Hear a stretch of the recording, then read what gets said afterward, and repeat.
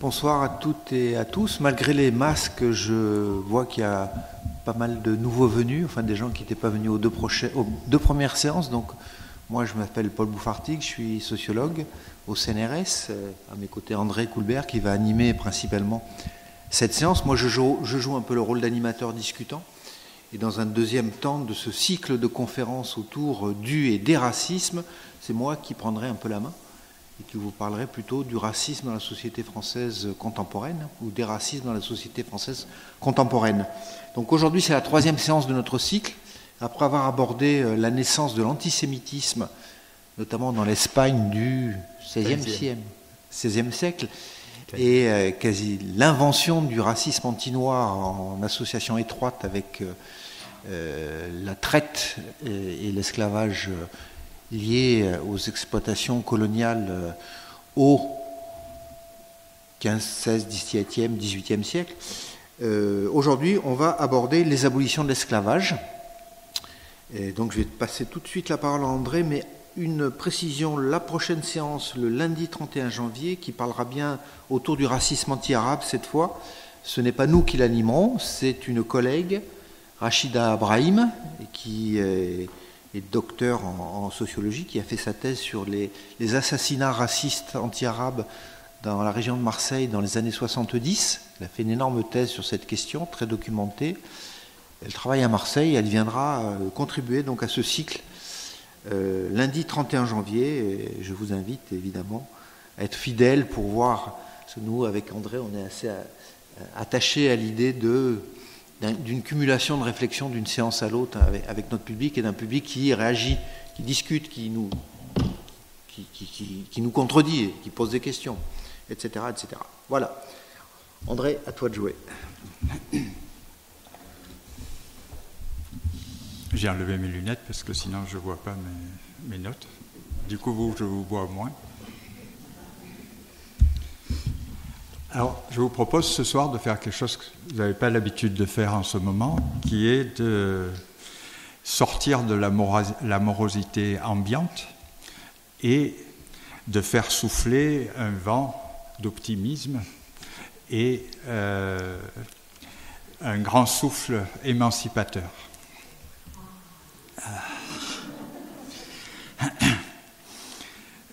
Comment, en racontant quelque chose qui est tout à fait historique, qui est comment des esclaves démunis de tout, illettrés, vous vous rappelez, la dernière fois je vous ai raconté comment on a tout fait pour qu'ils n'apprennent pas à lire, victimes d'un racisme, là aussi la dernière fois je vous ai raconté combien ce racisme était un moyen de fataliser leur situation, d'en faire quelque chose qui était éternel dans leur nature. Ils étaient voués à être esclaves. Constamment rabaissés, pensez par exemple à l'omniprésence du fouet dans l'esclavage. Et le fouet, on l'utilise pour les esclaves et pour les animaux. Constamment rabaissé pour façonner, c'est dit à l'époque, une âme d'esclave. Donc tout est fait, et par un système qui est un système très cohérent, efficace, qui est un système de domination tout à fait, un immense système de domination. Et pourtant, ces esclaves, on va le voir ce soir, ils ont résisté jusqu'à la fin, à Saint-Domingue, à faire une révolution qui abolit l'esclavage là où ils sont, alors qu'ils n'ont pas d'armes, au départ, ils n'ont rien.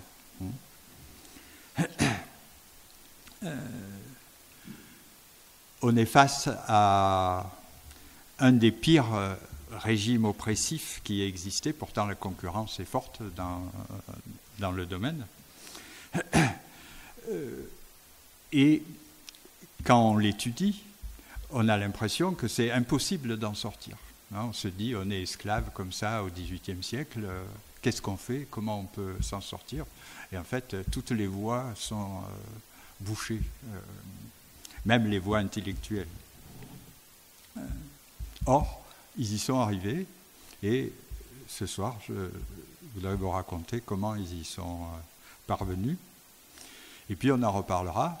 Cet exemple, il est, de mon point de vue, un exemple capable de nous rendre un peu optimistes malgré tout, parce que ce n'est pas que dans le cas de l'esclavage dans les Antilles au XVIIIe, XIXe siècle, c'est pas seulement dans ce cas-là que des gens pris dans une nasse où ça a l'air qu'ils n'ont absolument aucune issue arrivent à surmonter le système de domination et puis le mettre bas.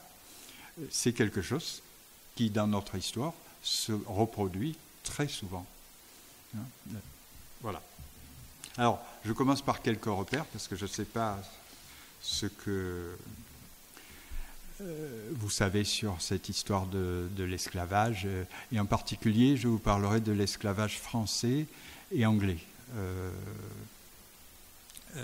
et tout spécialement de l'esclavage français, pas par chauvinisme, mais parce que c'est en France qu'il y a eu la plus grande révolution d'esclaves qui a abouti, qui a réussi et qui a abouti à l'abolition de l'esclavage et un peu plus tard à la naissance de l'État d'Haïti où l'esclavage était aboli. Donc,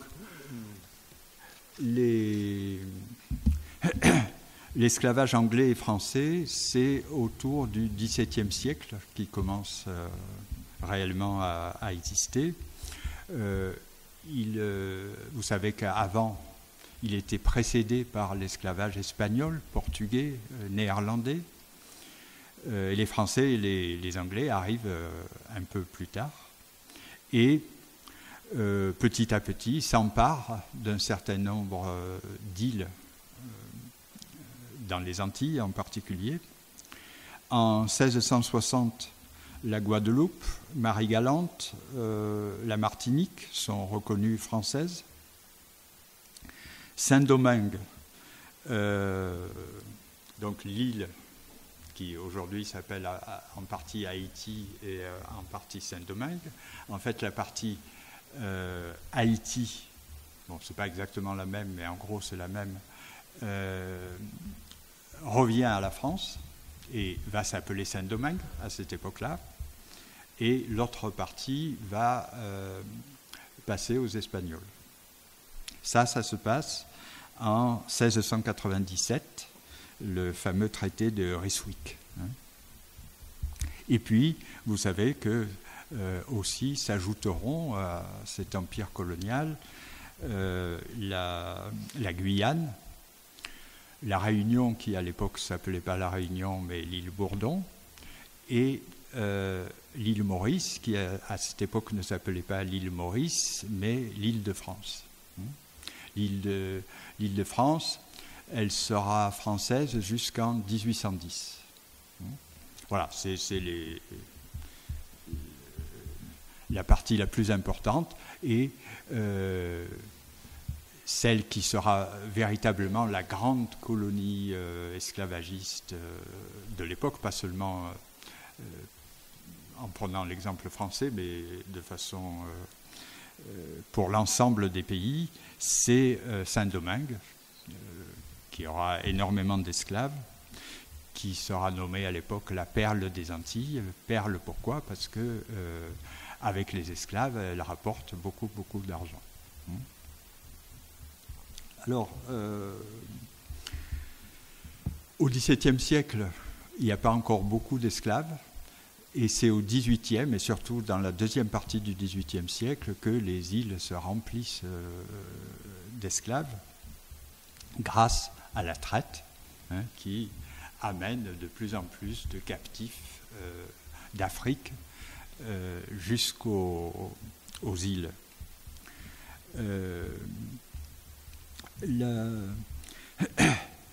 Je vous parlerai un peu des révoltes qui ont eu lieu au cours de cette période, jusqu'à la Révolution française. Mais le grand moment où il y a des insurrections un peu partout et des insurrections importantes, etc., c'est la période de la Révolution française. Et en particulier, il y aura une insurrection à Saint-Domingue qui commencera en 1791 et qui ne s'arrêtera plus jusqu'en 1793, où les commissaires de la Convention accordent l'abolition de l'esclavage dans les territoires qu'ils contrôlent, qui sont leurs territoires administratifs. Ils l'accordent parce qu'ils ne peuvent pas faire autrement, parce que cette révolte s'est transformée en révolution qui, militairement, était en train de gagner. Donc, les commissaires du gouvernement, qui en plus étaient en vérité deux révolutionnaires qui étaient tout à fait capables de se mettre du côté des esclaves, Sontonax et Polverel, ont proclamé l'abolition de l'esclavage là où ils étaient. Et en 1794, la Convention proclamera l'abolition de l'esclavage dans l'ensemble des colonies. Donc, a priori, en France, ça devrait être la fin. Mais ça ne sera pas le cas, parce que en 1802, Napoléon Bonaparte rétablit l'esclavage.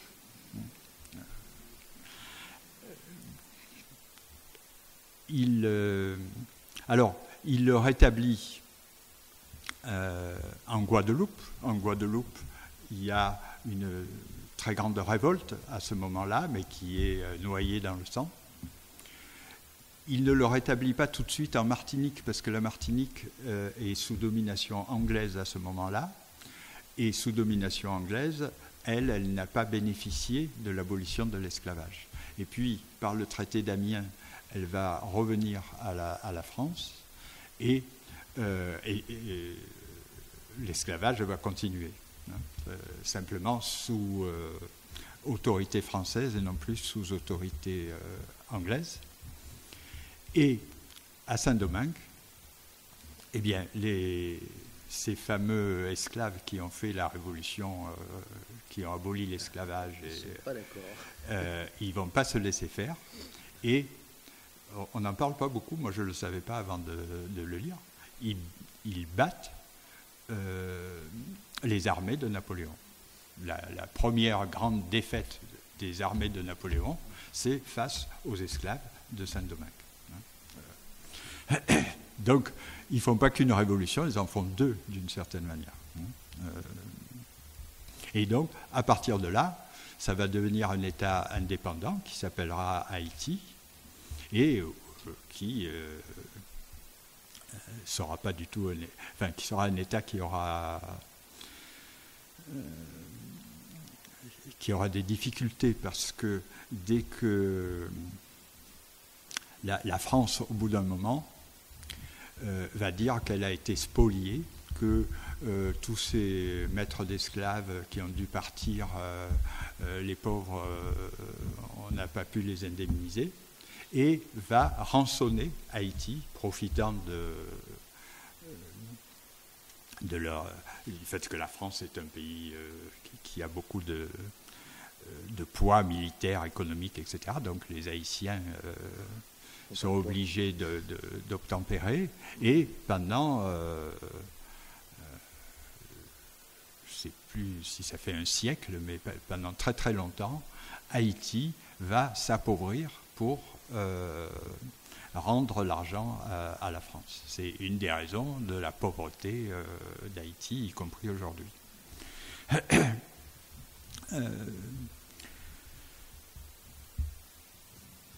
Dans le cas français, cette situation va perdurer.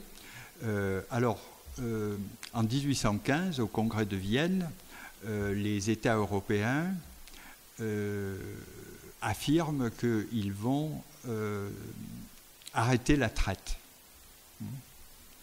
Dans le cas français, ils vont effectivement faire une loi qui abolit la traite, mais ils ne vont pas la respecter, ce qui fait qu'en vérité, c'est seulement en 1848 que la France arrête réellement la traite. Alors qu'on verra qu'en Angleterre, ça s'est passé beaucoup plus tôt. Et pour la France, en 1848, ça vous devez le savoir, Deuxième République, une des plus importantes décisions qui est prise par cette Deuxième République, c'est l'abolition de l'esclavage avec Victor Schœlcher, qui est un abolitionniste depuis des années, qui a écrit des livres très importants sur ces questions, qui s'en occupe, et du coup, qui s'en occupe, ça sera aboli rapidement. Après, ce qui va se passer après, on en parlera dans le débat, ça nous amènerait trop loin tout de suite. Pour le cas de l'Angleterre, la traite va être abolie en 1807. Et on le verra, elle ne sera pas du tout abolie parce que le port de Liverpool, qui gagne énormément d'argent avec, est d'accord, mais parce que c'est un cas où il y a une campagne contre la traite menée par les abolitionnistes qui va être extrêmement efficace et qui va faire que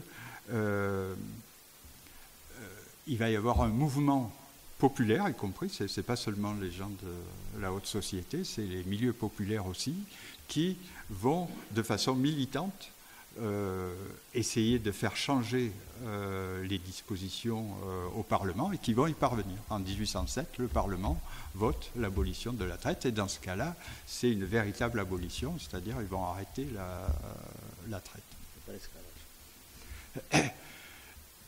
L'esclavage, alors il y aura de nouveau des campagnes qui seront menées.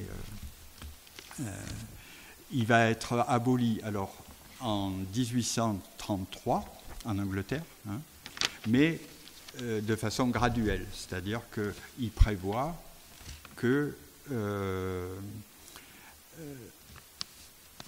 alors comment ils le disent, que les esclaves seront mis en apprentissage, du genre ils ont à apprendre à devenir libres, hein, et qu'au bout de 6 ans, eh bien, il y aura, on sera au bout de cette période d'apprentissage et on pourra les libérer effectivement. En vérité, les esclaves, ça leur a pas du tout plu ce genre d'histoire, et en fait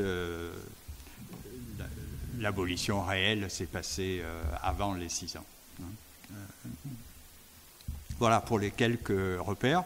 Deuxième type de repère, c'est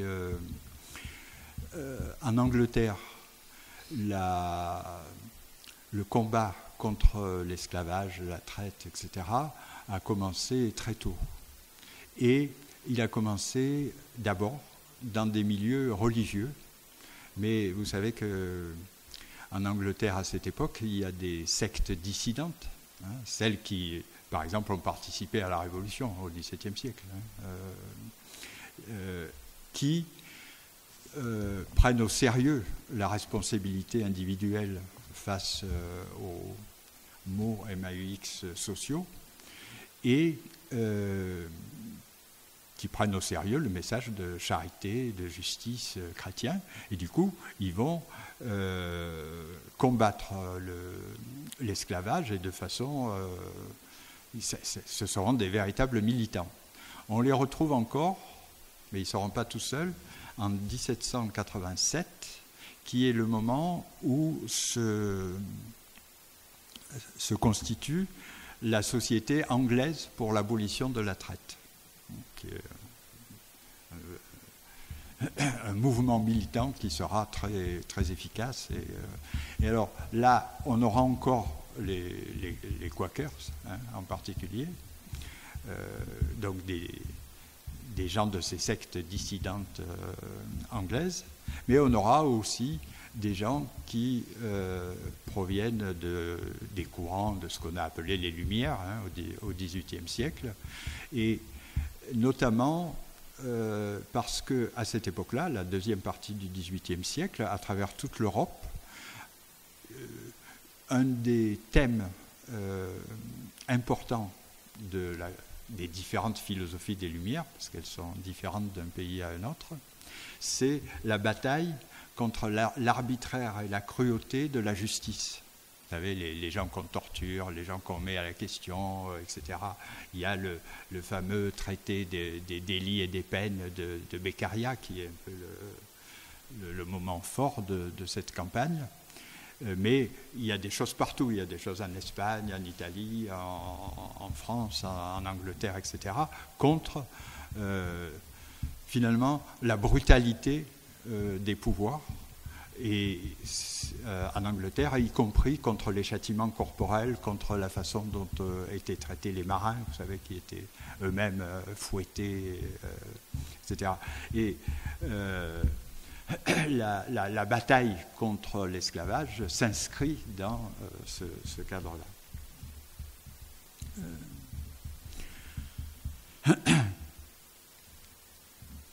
Voilà, mais en attendant, ces pauvres esclaves sont battus régulièrement, surveillés, affaiblis, parce que quand ils sont malades, c'est rare qu'on les soigne, parce qu'ils mangent finalement pas suffisamment souvent, constamment rabaissés, et ils subissent une pression constante. Et donc, on ne voit pas trop comment ils pourraient se révolter. Ça, c'est le bâton.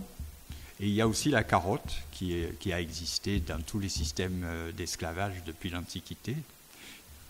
Les maîtres d'esclaves, ils savent bien que s'il n'y a absolument aucune perspective, s'il y a l'idée que tous resteront esclaves et pour toujours, etc., eh bien, ça sera invivable. Et donc, il y a l'affranchissement. L'affranchissement qui a existé dans l'Antiquité, qui, dans la Grèce antique, il y avait très peu d'affranchis. Par contre, à Rome, il y en avait énormément. Une bonne partie de la population romaine, c'était des affranchis. Donc, on propose, on fait miroiter aux esclaves la possibilité d'affranchissement.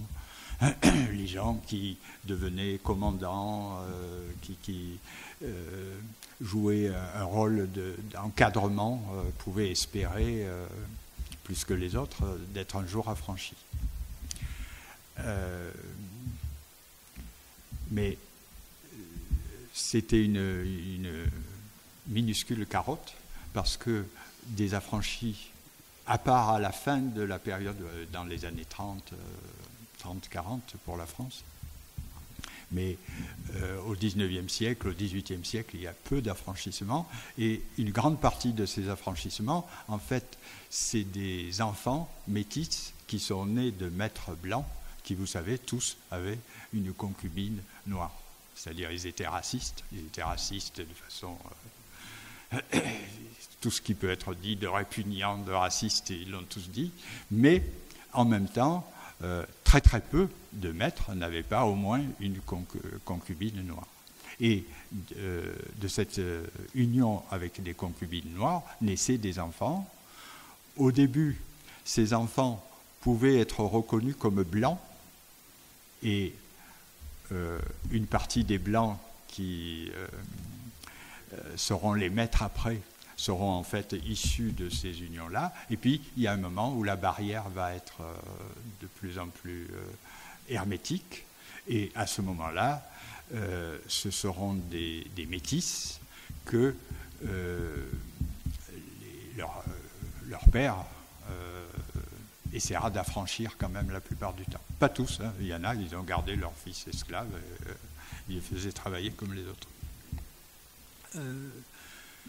Donc, finalement, de vrais affranchissements d'esclaves comme ça, ordinaires, il y en avait très peu. Et la deuxième chose, on est dans un État raciste, donc l'affranchissement, ce n'est pas des droits égaux avec les Blancs. Et non seulement ce n'est pas des droits égaux, mais au fur et à mesure qu'il y a plus de métis, eh bien, il va y avoir des mesures de plus en plus discriminatoires avec eux, puisqu'il faut garder, on est en racisme, il faut garder la barrière de couleur.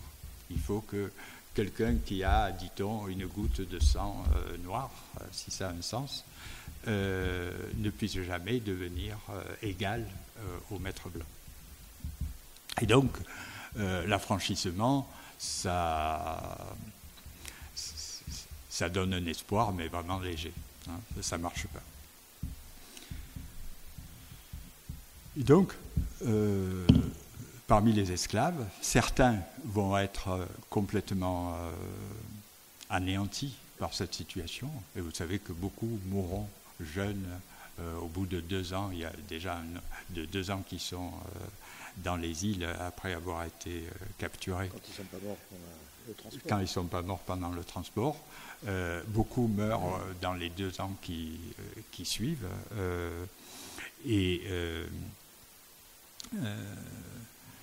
Beaucoup sont, ce que racontent les gens comme Victor Schellcher, qui a fait des voyages, on pourrait dire, ethnographiques, beaucoup sont sans volonté, ont l'air complètement passifs, etc. Mais, toujours, dès le début, il y a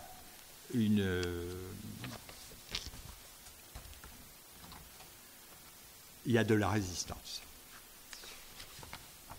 Surtout à partir de 1730, parce que c'est le moment où il commence à y avoir beaucoup d'esclaves. Alors, la résistance, elle se fait dès la traite. Alors, il faut imaginer, sur les navires négriers, la plupart du temps, les captifs qu'on amenait étaient nus et enchaînés. Et on les faisait sortir, évidemment pas tous ensemble, pour qu'ils ne meurent pas au cours du voyage. Mais c'était extrêmement difficile de se révolter, d'autant plus que les maîtres avaient prévu, il y avait une sorte de barrière qui protégeait à l'avant du navire, qui protégeait les maîtres contre une révolte possible, et ils avaient des armes à feu. Et donc c'est arrivé plus d'une fois que quand les esclaves se révoltent, ils leur tirent dessus et ils tuent tous ceux qui sont là. Donc militairement parlant, c'était extrêmement difficile de prendre d'assaut le navire, même si les esclaves étaient beaucoup plus nombreux que les Blancs. Et pourtant,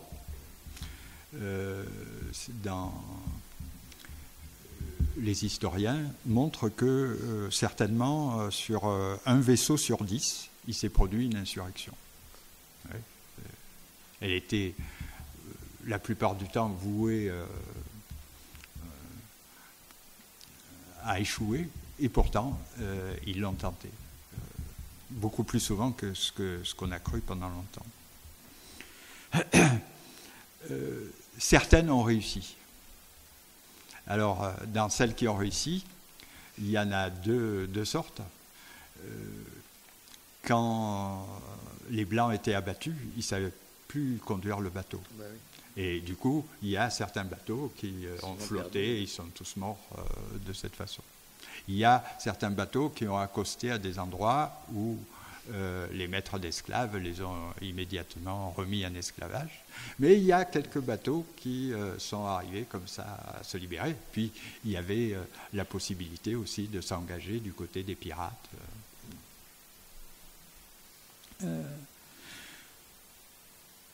Sur les plantations, on peut lire la résistance quotidienne des esclaves un peu en pointillé dans les récriminations des planteurs qui disent tout le temps qu'ils sont paresseux, ils sont voleurs, ils sont menteurs. Alors, il y a une partie qui est le racisme de base des maîtres. Il y a une partie, semble-t-il, c'est vrai que les esclaves, quand ils en avaient la possibilité, ils se cachaient pour ne pas travailler, ils faisaient semblant d'être malades même s'ils n'étaient pas, ils volaient de la nourriture en particulier. Et ils avaient leur nuit. C'est-à-dire que, bien qu'ils soient épuisés, le soir, souvent, ils se mettaient à faire la fête, ils dansaient, ils buvaient, etc. Et ce moment-là était un moment aussi, on pourrait dire, de résistance, par le fait qu'ils arrivaient à avoir une vie, malgré tout, malgré les conditions dans lesquelles ils vivaient. Bon, ça, c'était général. Hein. Après,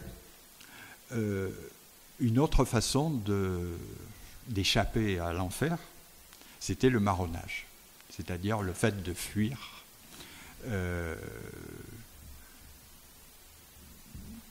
C'était difficile là aussi parce que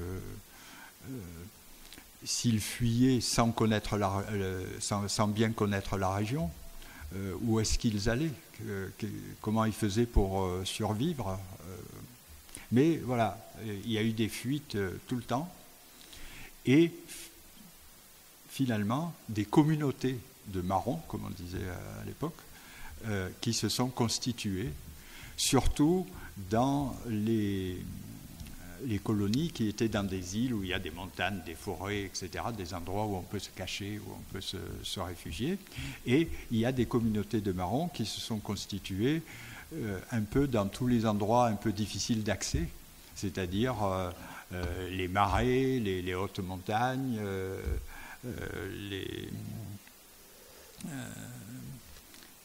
y avait encore un autre...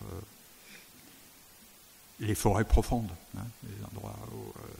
Alors, bien sûr, il y avait des chasseurs de marrons, donc des esclaves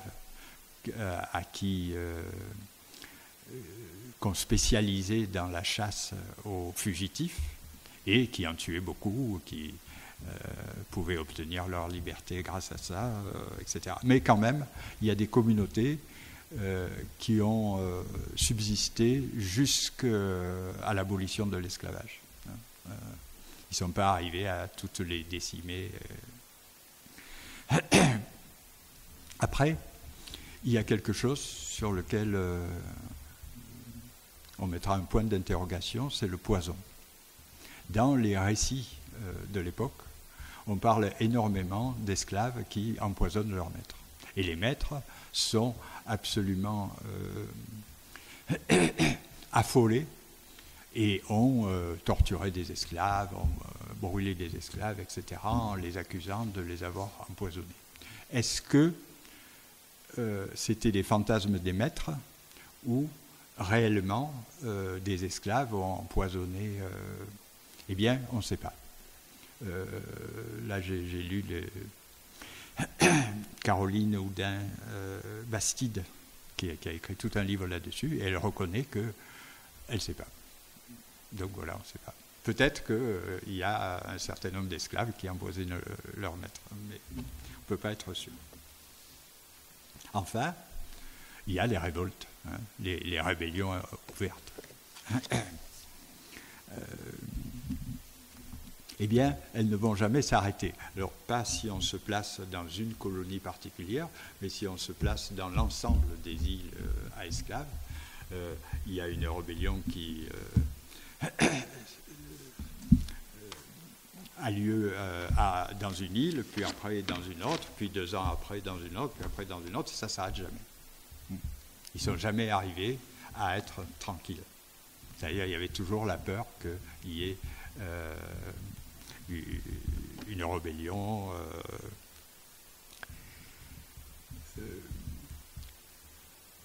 Se pose la question de comment ils ont eu le courage de la faire, parce que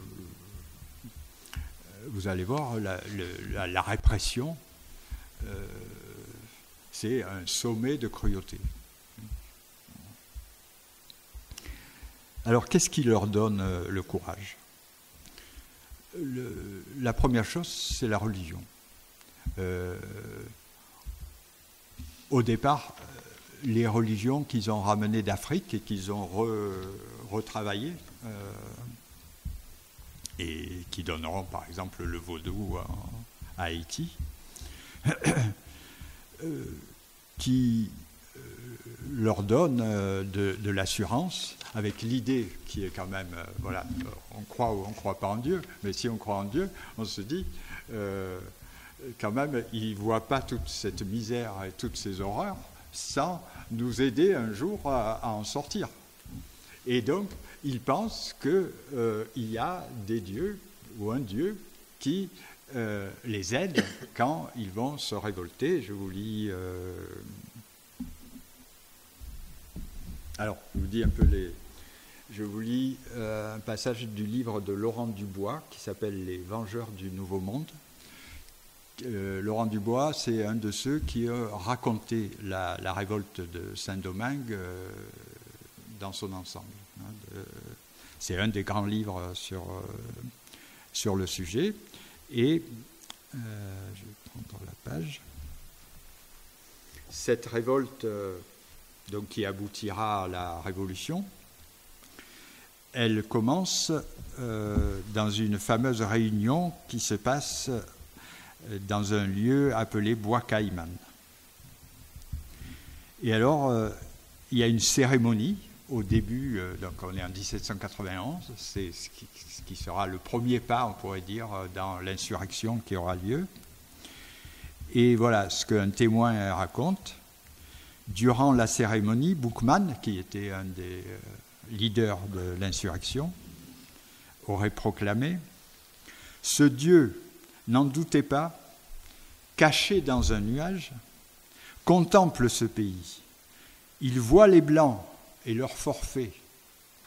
Leur culte engage au crime et le nôtre au bienfait. Mais la bonté suprême ordonne la vengeance et guidera nos bras. » Donc nos bras, ils ne sont pas tout seuls, il y a Dieu qui nous aide. Fort de son assistance au Dieu, foulons aux pieds l'idole avide de nos pleurs. Puissante liberté, viens. Voilà, ils sont partis et ils ont fait la révolution.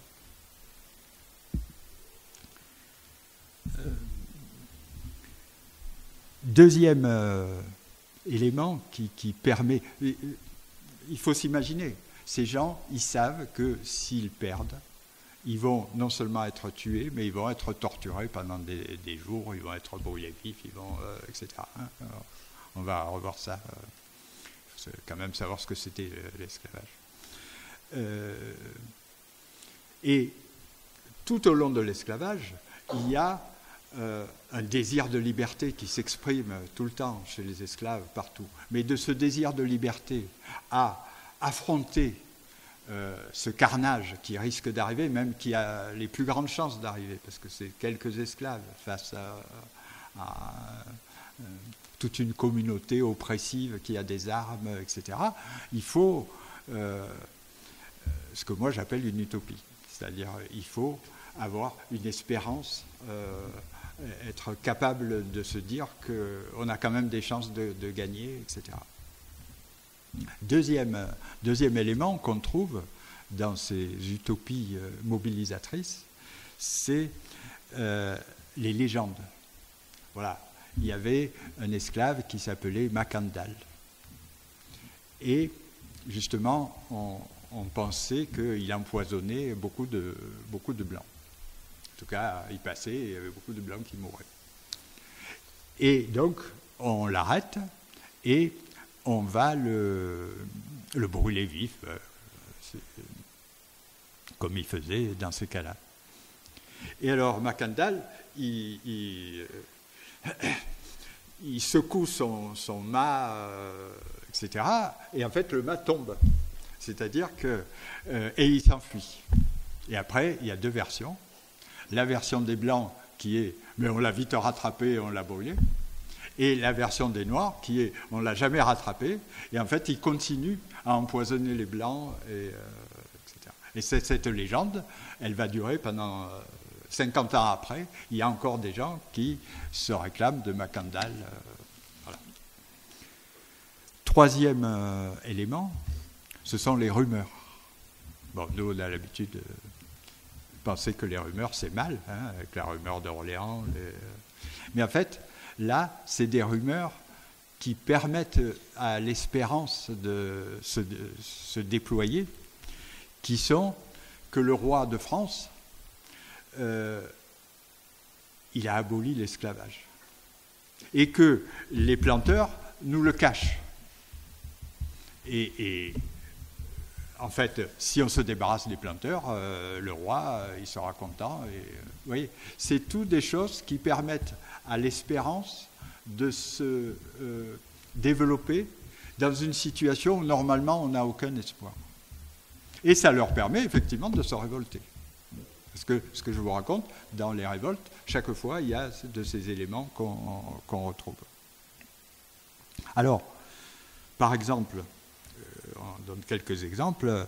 En 1736, les Blancs d'Antigua, alors Antigua c'est une colonie anglaise, britannique, découvrent une conspiration prévoyant de massacrer les Blancs et de fonder leur propre gouvernement à la place, les esclaves noirs.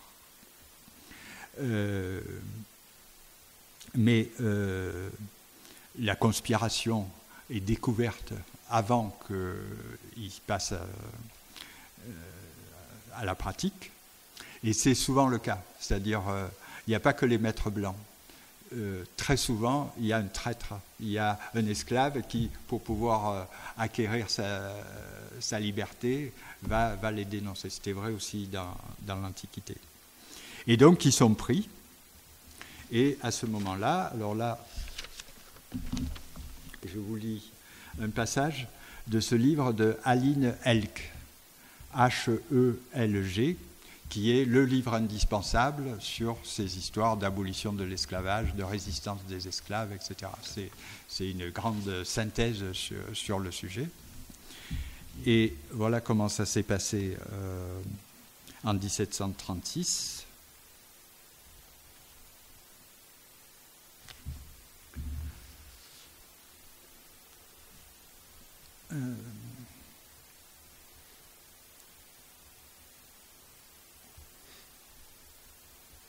Face à la résistance des suspects, qui avouaient pas, et des fois ils n'avaient pas avoué parce que tout simplement ils ne faisaient pas partie des conjurés, ils décrétèrent, donc les colons qui châtient les esclaves, que l'écartèlement, donc on prend des gens et on tire jusqu'à ce que les membres soient arrachés, et le bûcher étaient selon eux des peines, et elle cite, trop clémentes et pas suffisamment exemplaires parce que les criminels n'étaient pas assez longtemps soumis à la souffrance. Ça, c'est une citation.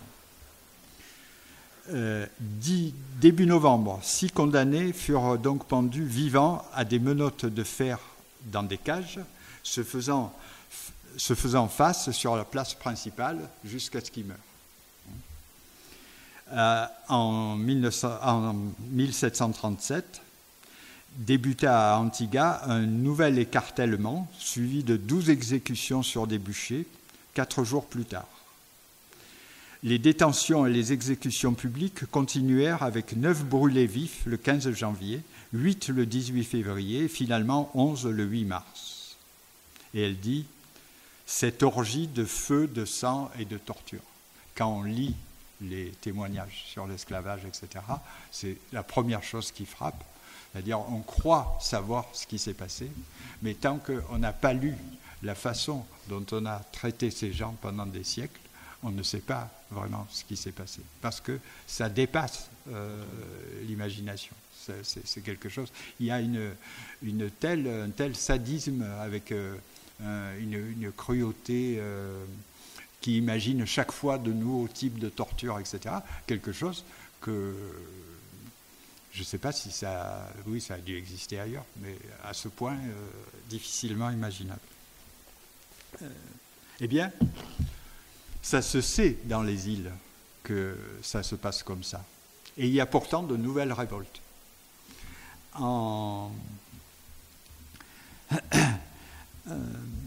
De 1760 à octobre 1761, il y a des révoltes, plusieurs révoltes qui se suivent à la Jamaïque.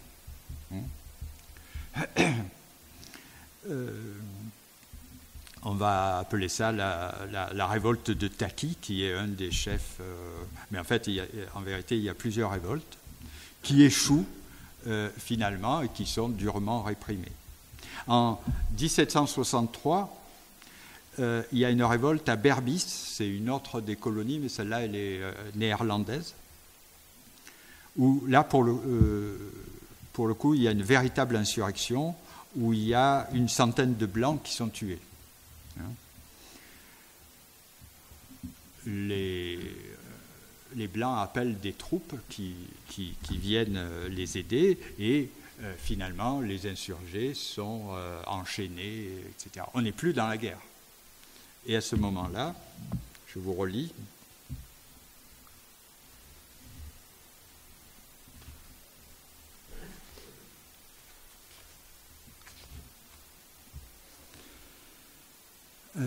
En tout, plus de 140 esclaves furent exécutés de façon atroce entre mars et juin 1764.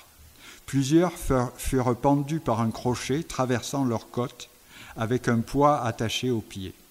D'autres furent brûlés à petit feu, tandis que leur chair était arrachée avec des pinces brûlantes. D'autres eurent les membres brisés sur la roue, où ils furent laissés agoniser jusqu'à leur mort. Atta, un des chefs des insurgés, fut enchaîné à un poteau pour y être écorché vif au sens propre. On lui prend la peau et on l'arrache. Puis brûlé au petit feu. C'est-à-dire, on essaye qu'il meure le plus tard possible. Les têtes décapitées de tous les condamnés à mort furent exposées, fichées sur des perches, etc. Je vous passe une partie. Voilà, c'était ça l'esclavage. Eh bien, malgré ça, les révoltes continuent. Vous voyez, c'est...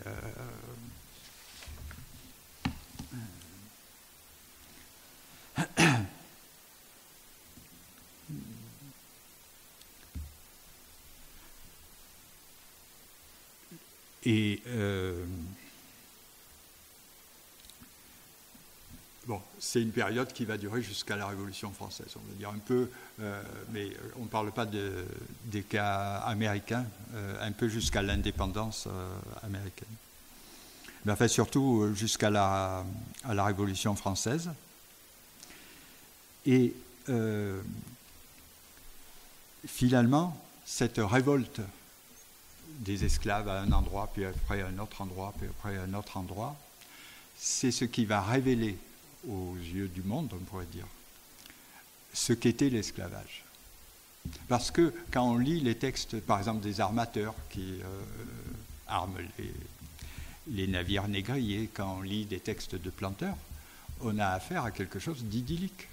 On parle tout le temps d'humanisme. Les armateurs, ils disent « et vous les traiterez de façon humaine ». Mais après avoir dit qu'il y a le fouet, 6 engins de torture et qu'il ne faut pas qu'il y ait de pertes. Donc il ne faut pas qu'il y en ait un qui se révolte. Je vais vous donner un exemple de discours idyllique. Et c'était le discours dominant. C'est-à-dire que les gens, quand ils cherchaient à savoir ce qui se passait au sujet de l'esclavage, c'est ce genre de texte qu'ils avaient devant eux. Alors c'est l'abbé Dillon, en 1814, ça s'appelle « Mémoire sur l'esclavage colonial », la nécessité des colonies.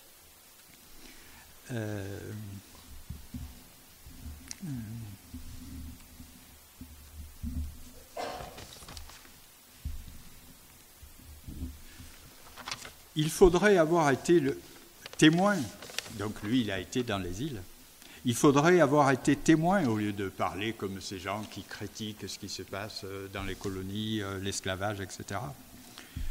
Il faudrait avoir été témoin de l'état, de l'aisance, du luxe de cette classe d'individus. Il faut avoir vu les soins, les attentions, les inquiétantes précautions des Blancs pour ces prétendus esclaves, etc. Et il y en a toute une page comme ça. Voilà ce qu'on lit à l'époque. Mais dans les métropoles vont se retrouver des alliés des esclaves. C'est tout le mouvement abolitionniste et on va voir, il est important et il va être efficace.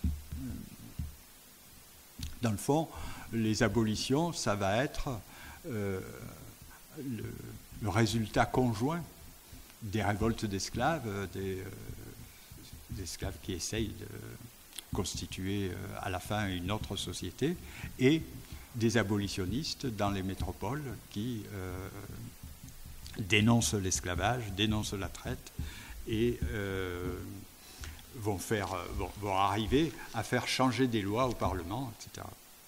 Alors je vais vous parler surtout des abolitionnistes anglais, parce que c'est eux qui sont les plus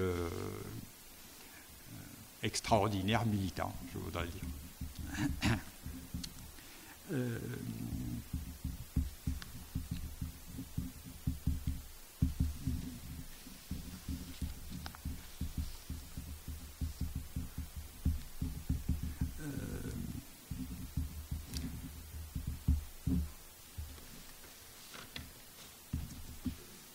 Je cherche.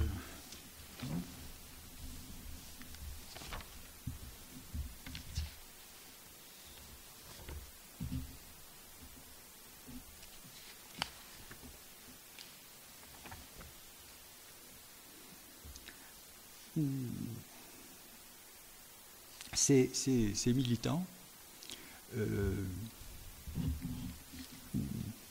ce qui va les animer, voilà,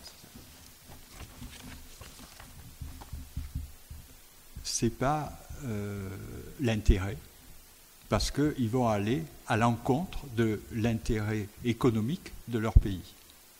Il faut voir, l'esclavage, ça rend riche des ports, il y a des tas de sociétés qui deviennent,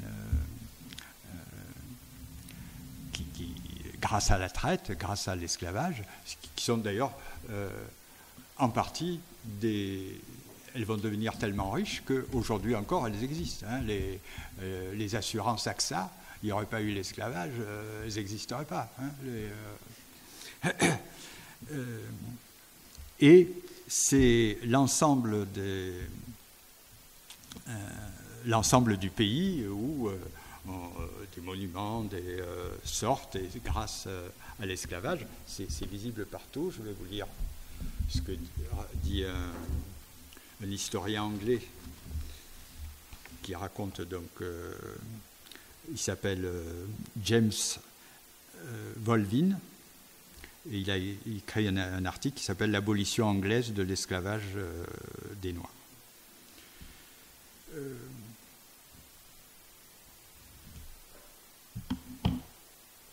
Ça, page 105. Voilà. Pendant plus d'un siècle, les Anglais, avaient prospéré sans se soucier de problèmes de moralité, ou parce qu'ils apportaient une étonnante prospérité à la Grande-Bretagne. Qui pouvait nier la croissance de la mère patrie, les succès des villes comme Glasgow, Bristol, Liverpool et bien sûr Londres, les magnifiques villas et châteaux qui naissaient de la richesse issue de l'esclavage, les élégances de Londres et de Bath, si souvent liées au profit du même système. Tout cela et bien d'autres choses était la confirmation de la valeur, de l'infaillibilité du système de la traite négrière atlantique. Les profits de l'esclavage des Noirs étaient indiscutables aux yeux de tous. Hein? Donc, ce qui va animer les abolitionnistes, et qui va leur permettre de combattre cette espèce d'évidence, comme quoi ce qui va dans notre intérêt, eh ben, c'est ce qu'il faut faire, c'est l'indignation morale. Ça nous semble... on a souvent dit on ne fait pas de la bonne politique avec des bons sentiments, etc. Mais là, c'est véritablement l'indignation morale. Quand on lit les textes, c'est très net. Et ils n'en tirent aucun profit. Au contraire, ils mettent de l'argent de leur poche. Si vous voulez, c'est ce que nous, on en reparlera. Ce sont des militants qui ne supportent plus, parce qu'ils font l'effort de savoir réellement ce qui s'est passé, ce qui se passe sur les navires négriers, et ils ne supportent plus que leur pays fasse ça. Donc là, les idées évidemment des sectes dissidentes sur la responsabilité individuelle du mal social, évidemment, ça joue un rôle. Et puis, on a tous ces héritiers des Lumières qui prennent au sérieux l'idée que la justice, c'est au-dessus de tout. Le même débat aura lieu au moment de la Révolution française. Au moment de la Révolution française, l'article 1er de la Déclaration des droits de l'homme, il dit les hommes naissent et demeurent libres et égaux en droit, et puis on a des esclaves. C'est-à-dire exactement le contraire. Et il y a des gens, comme Mirabeau à l'époque, qui font remarquer ça. Ils disent il y a un problème là. Et à ce moment-là, on lui dit mais vous voulez nous mettre sur la paille. Il y a des représentants, des députés représentants des ports de Nantes, de La Rochelle, etc., qui disent vous êtes fous. Si on abolit l'esclavage, on va licencier nos ouvriers, comme on dit aujourd'hui quand il y a un problème moral. Et alors, comment ils vont intervenir? Ils vont devenir des militants. Militants, c'est un terme qui aujourd'hui est déconsidéré parce qu'on est dans une période qui est une période plutôt conservatrice. Mais militants, au départ, ce que ça veut dire, c'est que c'est des gens qui ne se contentent pas d'avoir un désaccord avec quelque chose, mais qui cherchent à changer ce qui ne va pas. Hein, c'est ça au départ un militant. On en reparlera. Alors qu'est-ce qu'ils vont faire? Eh bien, d'abord, comme ça se passe à des milliers de kilomètres et que vous avez entendu les discours idylliques, eh bien, il faut arriver à établir qu'est-ce qui se passe réellement sur les navires négriers et qu'est-ce qui se passe dans les colonies. Pour ça, ils font un énorme travail qui est un travail de connaissance. Ils se transforment en journalistes, sociologues, historiens. Donc, ils vont dans les ports et ils épluchent toutes les archives. Ils vont chez les armateurs, ils épluchent toutes les archives. Et puis, ils essayent de rencontrer des témoins. Alors évidemment, parmi les officiers et tout ça, ils n'ont pas beaucoup de succès. Par contre, les marins de ces navires négriers, ils sont presque aussi maltraités que les esclaves. Il y en a beaucoup qui meurent, hein, souvent dans les traversées. Et eux, ils parlent. Et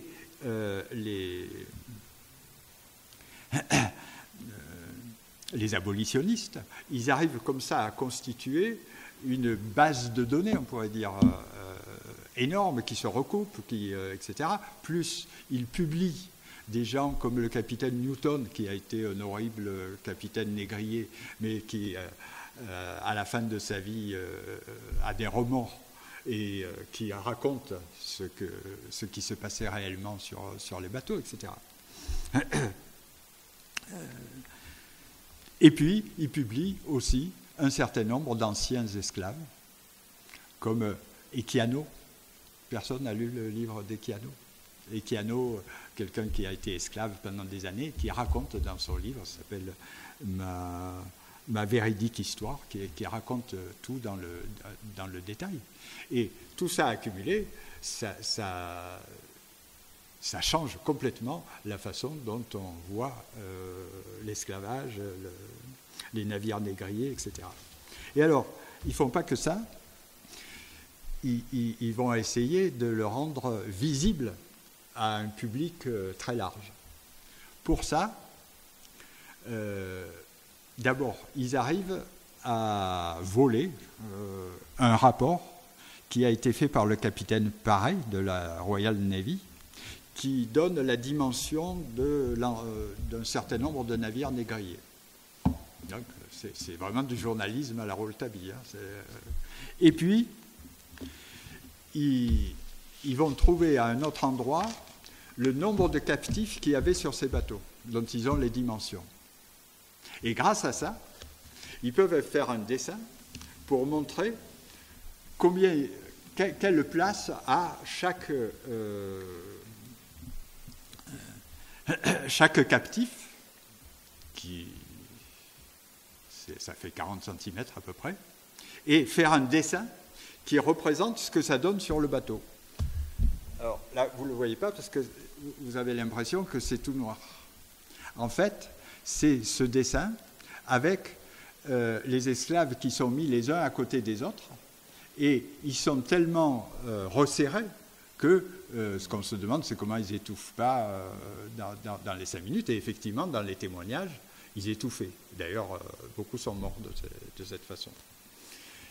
Et vous voyez, ils ont fait l'enquête, le travail scientifique, et grâce à ça, ils ont un matériel de communication, on dirait aujourd'hui, extraordinaire. Ils sont très créatifs. Et ça, encore aujourd'hui, dans la plupart des livres qui parlent d'esclavage, vous avez les dessins des abolitionnistes anglais, parce que tellement c'est parlant.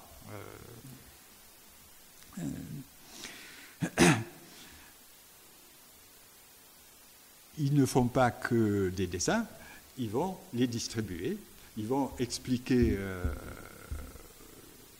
aux populations anglaises ce qui se passe là-bas, et ils font signer des pétitions. Et tout ce travail va payer, par exemple des pétitions, ils vont avoir des millions de signatures. On est au XVIIIe siècle, hein, des millions de signatures. Ils arrivent à transformer l'anti-esclavagisme en thème populaire. Il y a des campagnes qui sont menées à travers toute l'Angleterre et où il y a tous les types de populations qui participent. Là, vraiment, c'est un succès. Alors, ils mettent des années, hein, ça ne se passe pas tout de suite, mais à la fin, ils y arrivent. Et ça va petit à petit pousser des journalistes à changer de discours parce que les gens les insultent dans la rue, à des députés, les gens des communes, à changer de discours, etc. Et à la fin, eh bien, déjà en 1807, on vote l'abolition de la traite. Oui, c'est un cas où un militantisme très rigoureux, hein, qui vraiment essaye de savoir exactement de quoi il parle, etc., qui sait communiquer et qui propose des alternatives radicales très claires, c'est-à-dire l'abolition de l'esclavage, l'abolition de la traite, eh bien, là, c'est un cas où ça a marché parfaitement. Donc, ils seront des milliers à la fin, ils seront des milliers de militants avec des sociétés pour l'abolition de la traite un peu partout, etc. Bon, c'est pas dans tous les pays que ça sera un tel succès, mais là, ça a vraiment marché. Je dis 2 mots quand même sur les Français, parce que en France aussi, il y a eu quelque chose. En France, c'est surtout après la réintroduction de l'esclavage par Napoléon.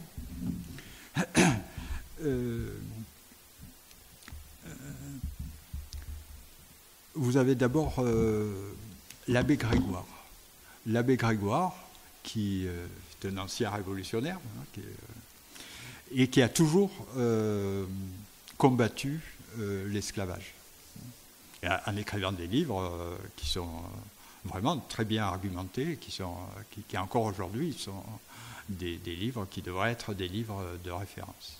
Et par exemple, pour le racisme, c'est un des premiers auteurs antiracistes et argumentant de façon rigoureuse. Vous vous rappelez, la dernière fois, je vous ai lu le texte de Hume, repris par Kant, disant que mais on n'a jamais vu de noir qui soit devenu un homme de génie, qui ait du talent, etc. Et je vous avais dit, il savait qu'il y avait un problème, Hume, puisqu'il y en avait un, Francis Williams, qui était mathématicien, et il dit, pour s'en débarrasser, oui, mais ça, c'est que de l'imitation de perroquet. Parce que, voilà, un simple exemple risquait de remettre en cause sa théorie raciste, qui était que jamais un noir n'est parvenu. Voilà. Et alors, qu'est-ce que fait l'abbé Grégoire? Pendant 10 ans, il va ramasser des informations sur tous les Noirs qui, à un endroit ou à un autre, ont écrit un livre, des œuvres d'art, qui ont été ingénieurs. Pendant 10 ans, il ramasse comme ça des exemples. Et à la fin, dans ce livre qui s'appelle « De la littérature des nègres », en 1808, il fait une démonstration où il montre qu'il n'y en a pas qu'un de noir qui a été un grand écrivain, mais il y en a une légion, dont certains sont admirés par... certains, on ne sait pas qu'ils sont noirs, mais sont admirés par des foules. Et finalement, que chaque fois qu'on leur en laisse la possibilité, eh bien, ils se retrouvent éduqués, ils sont capables de faire des études, ils se montrent aussi intelligents que les autres, et pour un certain nombre d'entre eux, en plus, deviennent des grands écrivains, des grands scientifiques, etc. Vous voyez, c'est une immense enquête qui fait dans la situation du XVIIIe siècle. Hein, vous imaginez, il ne va pas chercher les trucs sur Internet. Hein, c'est vraiment un beau texte antiraciste. En plus, il prend les discours des racistes et il les commente, il les critique, etc. C'est vraiment du beau travail. Et finalement, c'est très peu connu. Hein. Qui c'est qui a lu l'abbé Grégoire alors que c'est des textes magnifiques. Et puis, on a Victor Schœlcher. Alors, il y a eu une époque où on exagérait dans le sens inverse, c'est-à-dire on disait c'est Victor Schœlcher qui a aboli l'esclavage en France, etc., comme si les esclaves, ils n'avaient rien fait. Alors, évidemment, c'est... Victor Schœlcher, si les esclaves ne s'étaient pas révoltés, s'ils n'avaient pas fait pression, etc., il n'aurait rien pu faire. Mais c'est vrai que Victor Schœlcher, dans la même optique que les Anglais dont j'ai parlé tout à l'heure, il a fait un travail, je dirais, scientifique. C'est-à-dire qu'il est allé sur place et il a fait une enquête minutieuse et il a ramassé tout ce qu'il pouvait comme information pour pouvoir avoir un discours critique qui s'appuie sur des faits qu'il a pu vérifier, etc. Et au bout de ça, vous avez ce livre. Il en a fait plusieurs, mais c'est le plus important. C'est une enquête qu'il a fait en 1840 dans les différentes îles à esclaves et qu'il publie en 1842. Ça s'appelle « Des colonies françaises, abolition immédiate de l'esclavage ». Il y a un beau texte. En plus, il répond aussi aux premières, vous savez, élucubrations racistes sur le fait que les Noirs, ils ont un cerveau noir, ils ont un sang noir, etc. Donc, c'est des gens qui font un magnifique travail de connaissance. Ce qu'on peut savoir sur l'esclavage à la fin du XVIIIe siècle, au début du XIXe siècle, on le doit beaucoup à eux. Alors que, je l'ai montré la dernière fois, les grands savants, hein, les Cuvier, Linné, etc., les grands philosophes, en fait, ils se contentent de répéter le discours esclavagiste, sans s'en rendre compte en plus. Alors qu'ils sont payés pour ça, ils sont payés pour être capables de prendre de la distance par rapport aux opinions du moment, etc. Et on croit qu'ils le font. Mais en fait, sur ce cas-là, ils ne le font pas. Rousseau, oui. Le discours sur l'inégalité. Oui, oui. La plupart sont plutôt anti-esclavagistes. Par contre, mais pas Rousseau, beaucoup sont racistes. C'est-à-dire que Kant, par exemple, il n'a jamais milité contre l'esclavage, mais enfin, il dit oh, c'est cruel, etc. Mais après, son discours est raciste. Donc, c'est deux choses. Parce que c'était un moment où être avancé dans les idées, c'était quand même être plutôt critique vis-à-vis de l'esclavage. Ça commençait. Mais sur le racisme, non. Et Rousseau, il y a eu des gros débats, savoir. Mais moi, je trouve que Rousseau a plutôt, c'est plutôt critique et effectivement, ça remet en cause les idées de l'époque. Donc, si on prend cet exemple, je fais une petite parenthèse pour dire que ce que ça veut dire, c'est que la démarche des militants, être militant ne rend pas nécessairement bête et discipliné. Voilà des militants qui ont fait un travail scientifique. Et ça se passe très souvent, finalement. C'est-à-dire quand on travaille sur d'autres choses que l'esclavage, etc., sur le féminisme, par exemple, on découvre des militants qui font un travail scientifique là où des sommités académiques disent des grosses bêtises. Du coup, je fais juste un petit aparté plus actuel. L'année dernière, il y a un groupe d'universitaires qui voulait relayer d'une certaine manière la ministre qui parlait de l'islamo-gauchisme des universitaires, etc., qui a fait une sorte de manifeste qu'elle a publié dans Le Monde qui disait « Protéger l'université contre le dévoiement militant ». Quand on regarde les gens qui écrivent ça, c'est des gens qui ont écrit des choses qui sont vraiment purement idéologiques. Où ils n'ont pas fait le travail d'aller voir ce qu'il y avait derrière le fait.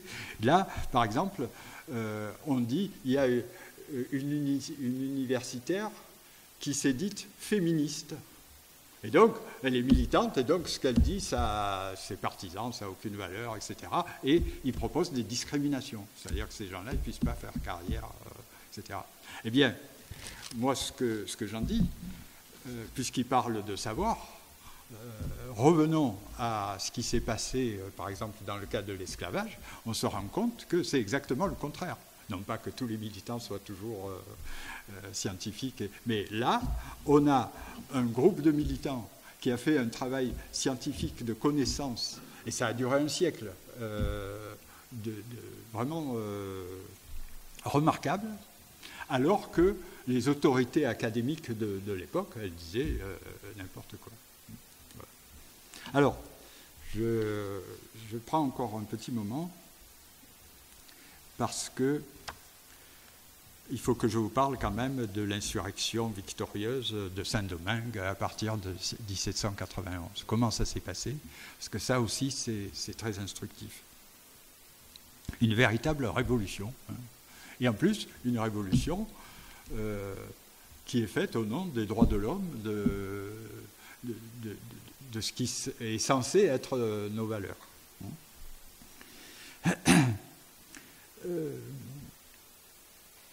Qu'est-ce qui va donner le courage et l'énergie à des milliers d'esclaves de mettre leur vie en péril pour essayer de...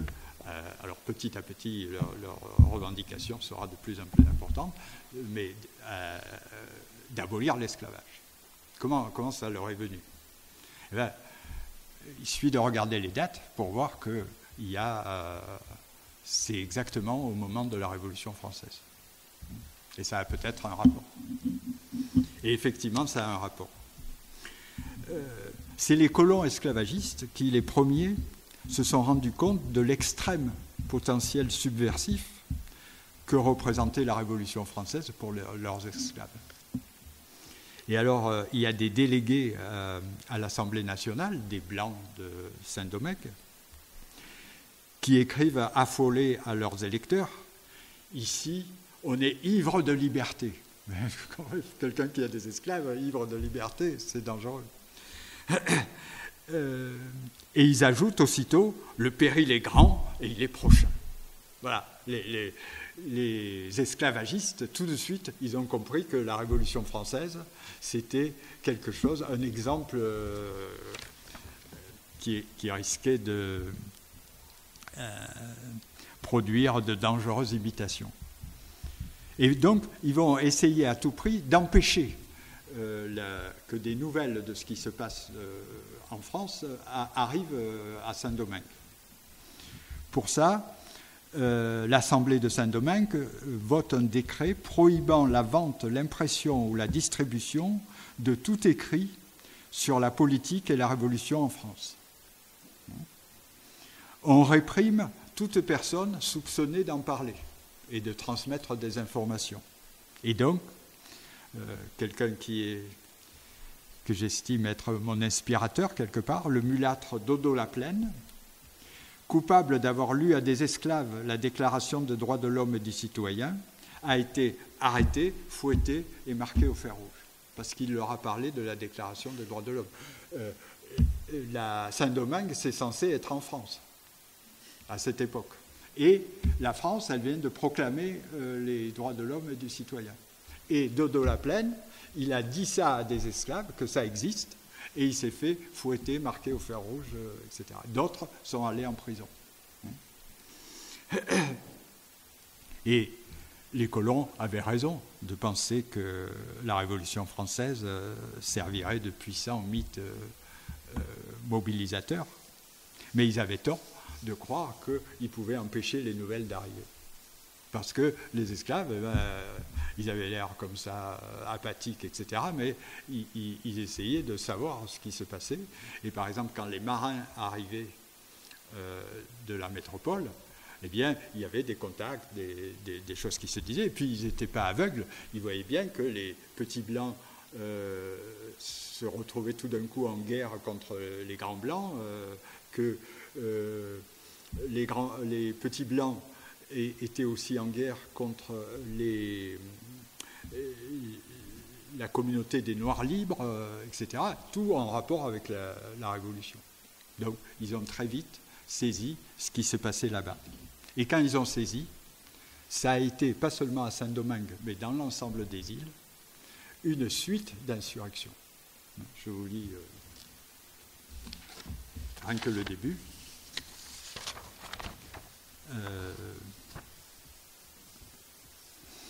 Une première tentative d'insurrection se déroule à la Martinique le 30 et le 31 août 89. Début octobre, une autre à Saint-Domingue. En novembre, une vive fermentation à la Martinique. En décembre 90, une tentative insurrectionnelle en Guyane. Les 11 et 12 avril, tentative insurrectionnelle à la Guadeloupe. Fin octobre et début novembre, plusieurs paroisses de la Martinique connaissent un début d'insurrection. Décembre 90, tentative d'insurrection à Sainte-Lucie, bon, ce n'est pas une colonie française. Fin janvier 91, ça commence à Saint-Domingue et ça ira jusqu'en 1793, et puis ça continue. Fin 91, tentative d'insurrection à Marie-Galante, etc. etc. Ouais. Du point de vue chronologique, on commence à avoir des informations sur la Révolution française et il y a des insurrections partout.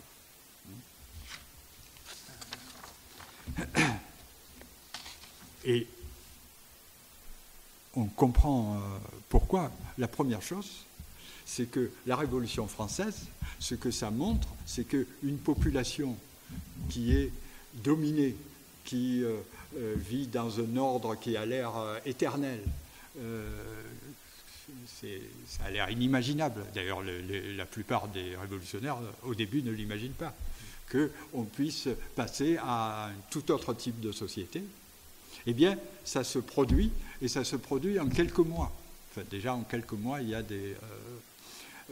et en plus, les valeurs que défend cette révolution, les droits de l'homme, des droits égaux pour tous, les hommes naissent libres et demeurent libres et égaux en droit, la liberté, l'égalité, vous imaginez pour des oreilles d'esclaves ce que ça peut signifier.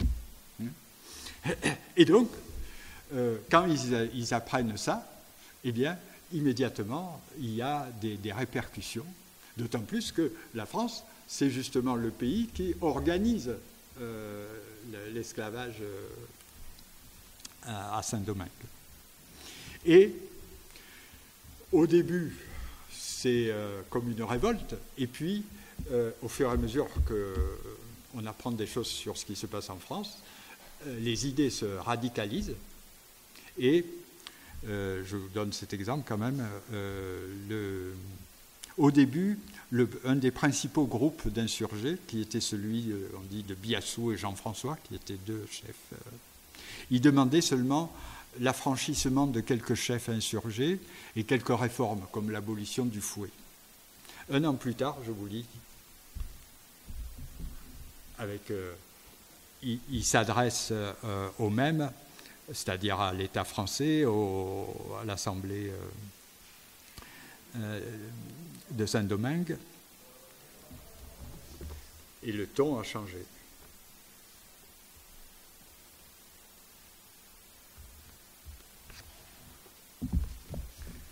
Alors, ils envoient une lettre au commissaire du gouvernement, à l'Assemblée coloniale, et les Français, disent-ils dans leur lettre, avaient formellement juré de respecter la Déclaration des droits de l'homme.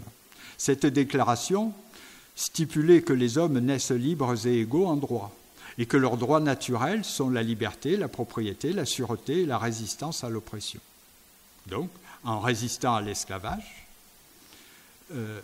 les insurgés, dit l'auteur, étaient dans leurs droits. Pourtant, les magistrats français avaient traversé les mers, alors ils ont écrit les mers, mais ça veut dire les mers, pour les combattre. Devant une attitude aussi hypocrite, les insurgés suggéraient une alternative. Ils déposeraient les armes quand deux demandes essentielles seraient satisfaites: la liberté générale de tous les hommes détenus dans l'esclavage et une amnistie générale pour le passé. C'est-à-dire, ils demandent l'abolition de l'esclavage. Et ça s'est passé là aussi très vite. Ils sont passés d'une revendication sur quelques affranchissements, etc., à on change tout le système. Voilà.